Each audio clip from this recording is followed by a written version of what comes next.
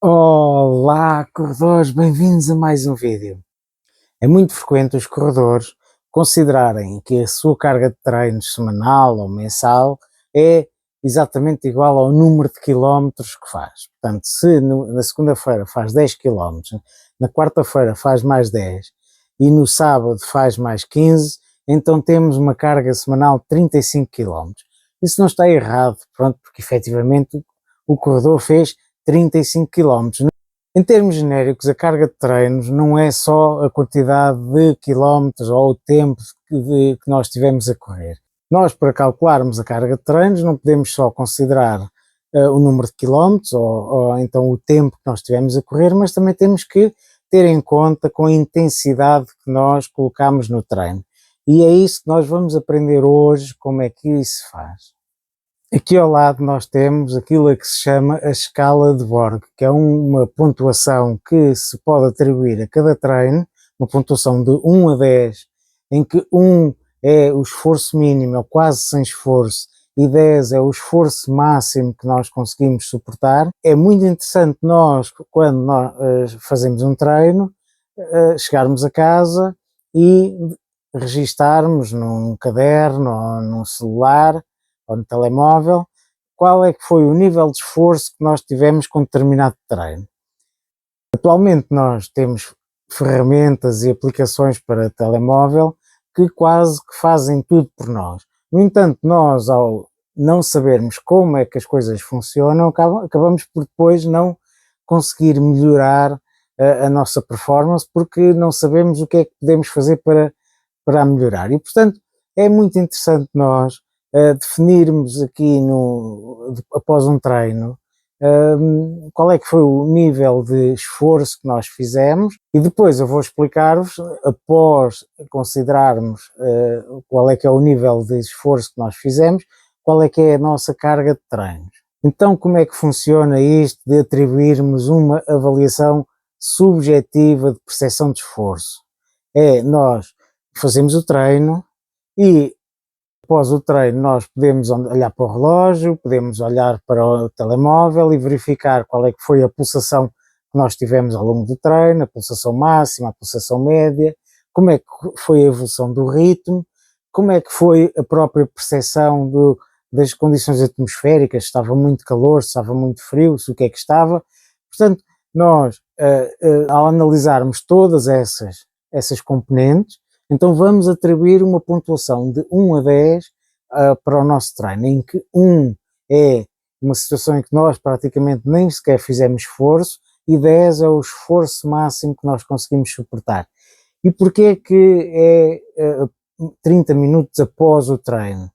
Isso faz-se dessa forma porque nós, logo a seguir ao treino, estamos ainda muito influenciados pela última percepção que temos do treino. Imaginemos que é um treino que foi um treino de tiros, então aquele último tiro que já foi muito difícil e que foi muito desgastante, se nós fizermos logo mentalmente a verificação qual é que foi o nível de esforço que nós fizemos naquele treino, vamos ficar muito influenciados por aquele último tiro que nós fizemos e, portanto, passado meia hora do treino, nós já temos algum distanciamento do treino que nos permite ser mais isentos e ser mais exatos na forma como avaliamos o treino. De início, torna-se um pouco complicado nós atribuirmos uma pontuação aos treinos, porque temos dúvidas, não sabemos bem o que é, se é 1, se é 10, se é 8, se é 5, e portanto nós temos aqui uma escala que vai de 1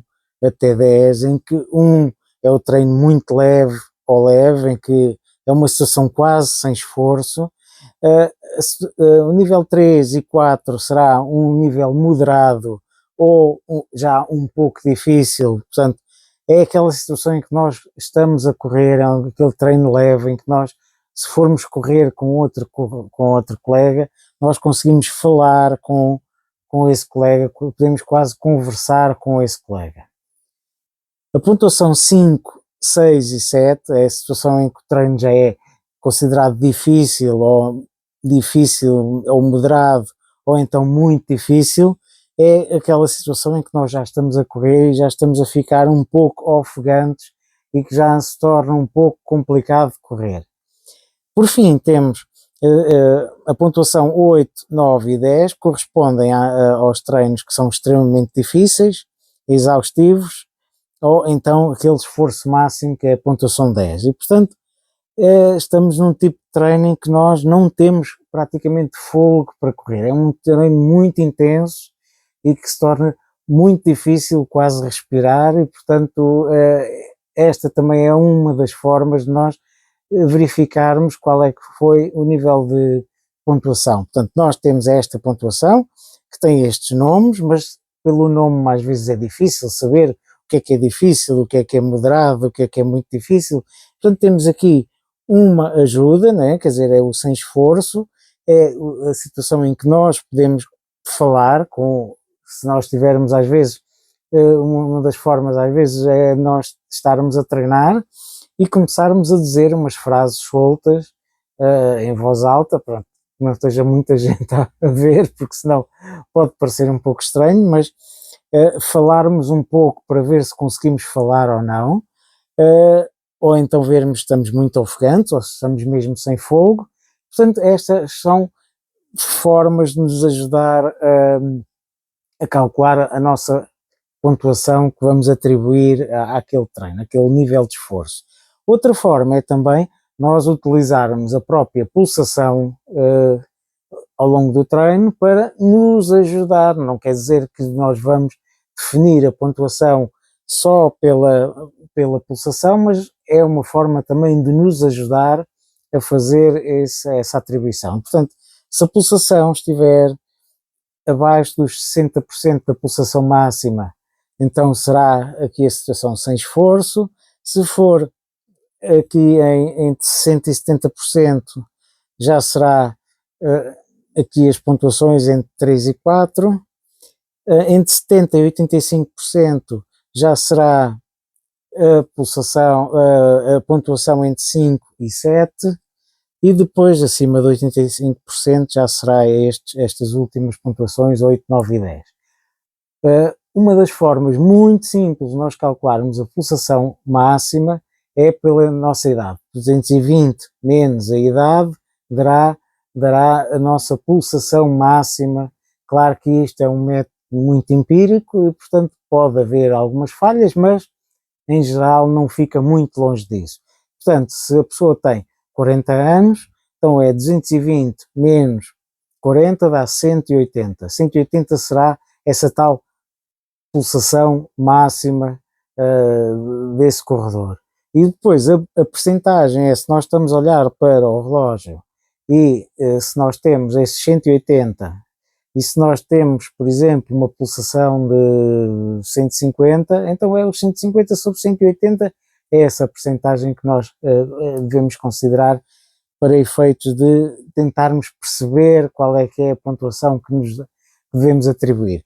E, portanto, basicamente é isto que nós fazemos, é tentar, após o treino, meia hora após o treino, nós atribuirmos uma determinada pontuação àquele treino. No próximo vídeo vou explicar-vos como calcular a carga de treinos, tendo em conta a pontuação que nós demos ao treino e depois também o tempo ou os quilómetros que nós fizemos ao longo desse treino. Portanto, não percam o próximo episódio, espero que tenham gostado. Se tiverem alguma dúvida, ponham nos comentários e subscrevam o canal, ativem as notificações, porque se subscreverem o canal, depois vão ser alertados pelo próprio YouTube para verem o próximo vídeo, que vai ser também fantástico.